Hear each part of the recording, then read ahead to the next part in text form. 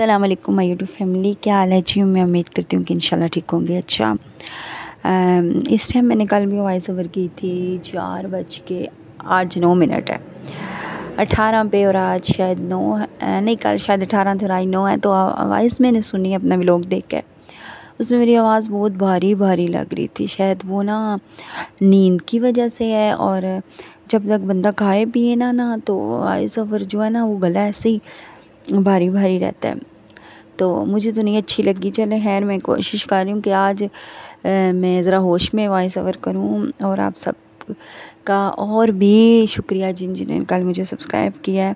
अल्लाह पाक आपका भला करे, खुश रखे, आबाद रखे। और आज फिर मैं इसी टाइम वॉइस ओवर कर रही हूँ। और आज फिर मुझे वीडियो का नहीं पता कि इस पर वीडियो कौन सी लगेगी। अच्छा, कल मैंने जैसे बताया था कि मैंने हस्बैंड का नाश्ता बनाना है, तो इसलिए उस पर लगा दूँगी, तो वही बात हुई। अच्छा, मुझे एक सिस्टर ने सवाल किया कि माइंड ना करिएगा कि हस्बैंड मेरे पास होते हैं या अपनी पहली बीवी के पास। सिस्टर, इसमें माइंड करने वाली कौन सी बात है। मतलब ये सवाल तो दिमागों में आते ही हैं। बात सोने की तो नहीं होती ना कि बंदा, मतलब कोई गलत बात तो नहीं आपने पूछी ना। यही पूछा ना कि सोते कैसे। मेरे हस्बैंड की रूटीन ये है कि मेरे हस्बैंड जो है ना, चलो हम शाम रात से शुरू करते हैं। जैसे दुकान से आते हैं, नीचे ही होते हैं, ठीक है, नीचे होते हैं तो खाना खाते हैं। खाना खाने के बाद वो ऊपर आते हैं। खाना खाने के बाद वो 12 बजे या 11:30 ऊपर आते हैं, ठीक है। ऊपर आके वो घंटा डेढ़ ड्रामा देखते हैं, टीवी देखते हैं। उसके बाद वो नीचे जाके सो जाते हैं, ठीक है। एक दिन खाना खाते हैं, नीचे ही खाते हैं, नीचे ही बैठते हैं, फिर ऊपर आके नीचे जाके फिर टीवी देख के सो जाते हैं, ठीक है। सुबह उठ के नाश्ता वगैरह वहाँ से करके दुकान पे चले जाते हैं। और दिन को आना होता है तब भी वो नीचे ही डायरेक्ट आते हैं। शुरू में मेरी इन बातों पे बहुत लड़ाई होती थी, बहुत टेंशन लेती थी। अब यकीन करें, मैं हस्बैंड की ना शुक्री नहीं हूँ, ना ही मैं कोई गलत बात करती हूँ। मैंने हस्बैंड कहना ही छोड़ दिया है, मतलब वो वाले हक जताने ही छोड़ दिए हैं कि मेरे पास बैठे ना बैठे कोई मसला नहीं, खैर है, क्योंकि बहस होती है। अच्छा, अब अगले दिन फिर दुकान से आते हैं, फिर नीचे खाना खाते हैं। खाना जब खाते हैं फिर नीचे 1 बजे तक, 12:30 1 बजे के दरमियान इस तक नीचे रहते हैं। फिर आके ऊपर सो जाते हैं, ठीक है। एक रात नीचे, एक ऊपर जब वो सोते हैं तो वो सुबह सुबह उठ के फिर 8 8:30 9 बजे नीचे चले जाते हैं नाश्ते के लिए, ठीक है। और फिर मैंने बना के देना हो तो मैं नीचे उतरती हूँ, तो मैं नाश्ता बनाती हूँ। अगर नीचे भी किसी ने नाश्ता करना होता है तो उनके लिए भी 1-2 सब ने करना हो तो ज़्यादा बन जाता है, नहीं तो 2-3 रोटियाँ ज़्यादा डल जाती हैं, ठीक है। ये है, मैं नाश्ता बना के देती हूँ, उनको दुकान पे भेजती हूँ। फिर मैं ऊपर आ जाती हूँ, भाई जो भी मेरा काम होता है, अपने जो गंदे किए बर्तन या किचन गंदा किया वो साफ़ किया, ऊपर आ गया। और फिर दिन को हस्बैंड आए और नीचे ही रहते हैं। मतलब मेरे हस्बैंड ने नीचे वाले घर कोई घर बनाया हुआ है, ऊपर नहीं बनाया हुआ, उसको घर नहीं समझते। अगर मेरे हस्बैंड ऊपर सोते हैं तो उठते हैं, अगर उन्होंने मुंह वगैरह जो धोना होता है वो नीचे वॉशरूम में धोते हैं। इस बात पे हमारी इतनी दफ़ा लड़ाई हुई है कि मैं ऊपर नाश्ता बनाती होती थी। अब तो गैस नहीं होती ना, मैंने कल भी जवाब दिया, ऊपर गैस नहीं होती। सर्दियाँ आने वाली हैं, सर्दियों में तो नहीं होगी। तो मेरे हस्बैंड, मैं आती थी किचन से कमरे में तो हस्बैंड गायब, नीचे चले जाते थे मुंह धोने, जिस पे हमारी बहुत लड़ाई होती थी।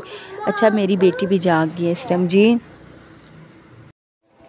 बंदा क्या ही वॉइस ओवर करे, बीच में छोड़ दी थी, बेटी उठ के आ गई थी। अच्छा, उसकी भी आदत है, इस टाइम जाग जाती है। अब 7-8 बजे तक जागेगी या जागती रहेगी, दिन को सोएगी।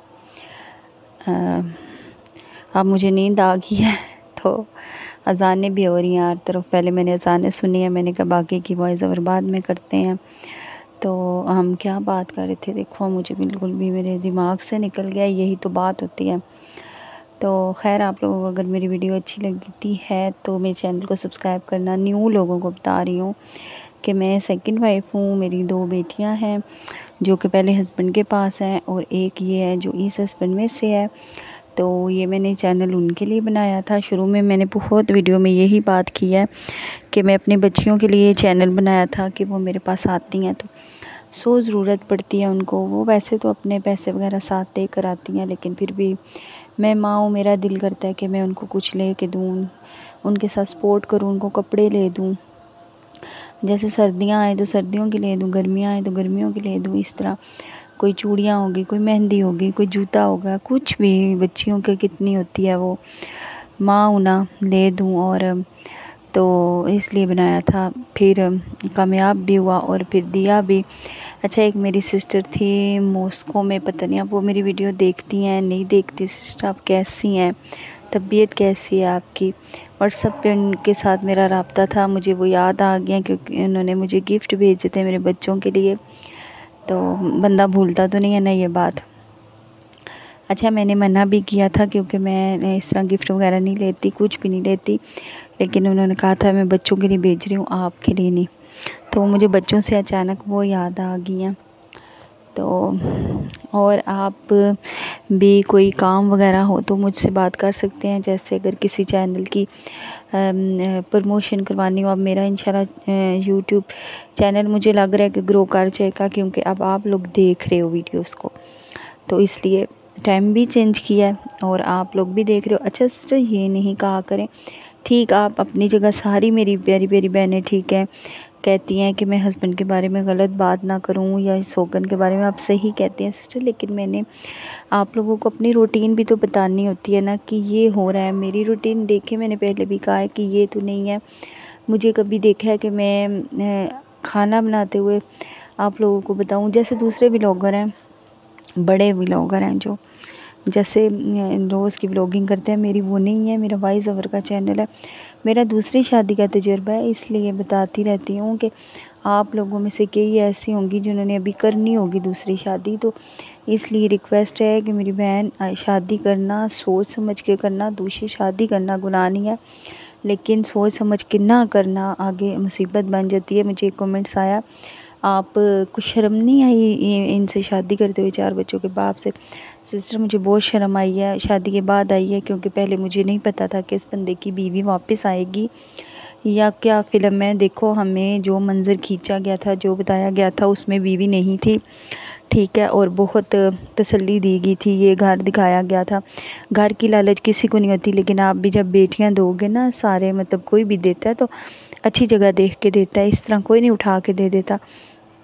तो मेरी थी भी दूसरी, घर अच्छा दिखाया, सब कुछ दिखाया। तो फिर जब निकाह हो गया तो इनकी वाइफ वापस आ चुकी थी, लेकिन ये बात हस्बैंड मेरे ने छुपाई हुई थी बात, ठीक है। इनको सिर्फ दूसरी शादी करनी थी, इन्होंने फ़ायदा हासिल करना था, ख़ानदान में अपनी नाक ऊंची करनी थी कि मैंने बदला ले लिया अपनी बहन का, क्योंकि इनकी बहन पे सोकन डाली उन्होंने, तो इन्होंने अपनी बीवी पे डाल दी वट्टा सट्टा। तो शुरू में मुझे देखो ये भी कहा गया कि के पास ख़ानदान आएगा, आपके पास बैठेगा आपके पास ही रहेगा, ये वो, मतलब जो भी मेहमान आएगा आपकी इज़्ज़त होगी। ये हद से मेरे दिल में थे कि माज़रत कि ये ना हो मैं अकेली रह जाऊँ, जैसे वो दूसरी शादी करने वालियाँ होती हैं ना रेंट के घर में, जो अल्लाह माफ़ करे छुप के करती हैं, ये वो ज़िंदगी ना हो जाए। तो मैंने तो छुप के नहीं की, सारे भाई बारात लेकर गए थे, बहन गई थी, बहनोई गया था, उनका बेटा गया था, जवान जान सारे गए थे, मेरी शादी करके लेकर आए हैं, मुझे रेंट के घर पे रखा। फिर अगर ख़ानदान में कोई फौतगी हो जाती थी, मुझे नहीं लेके जाते थे। अब ये मैं ख़िलाफ़ नहीं कर रही, मैं आप लोगों को बता रही हूँ, जब शादी होती थी मुझे नहीं लेके जाते थे, लड़ाई लड़ाई लड़ाई। मैं ये मांगती थी कि मेरा हक़ मुझे दें, ये क्या तरीका है? मेरे साथ ऐसे करते हो जैसे मैं भाग के आई हूँ। पहली बीवी जाती थी हर जगह, पहली बीवी का जब मुझे नहीं एतराज़ था पहली बीवी जाए या ना जाए, इस बात पे बिल्कुल भी नहीं था, लेकिन उस टाइम पहली को था कि मैं ना जाऊं।